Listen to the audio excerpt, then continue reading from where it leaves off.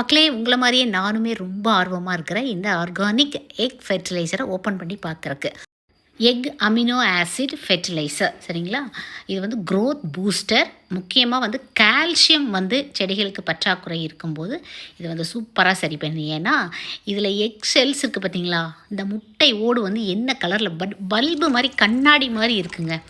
நீங்கள் வந்து முட்டை ஓடை வந்து எவ்வளோ பெரிய கம்போஸ்ட் நீங்கள் ரெடி பண்ணாலும், என்னென்ன போட்டு கம்போஸ்ட் பண்ணாலும் அது வந்து கரையவே கிடையாது.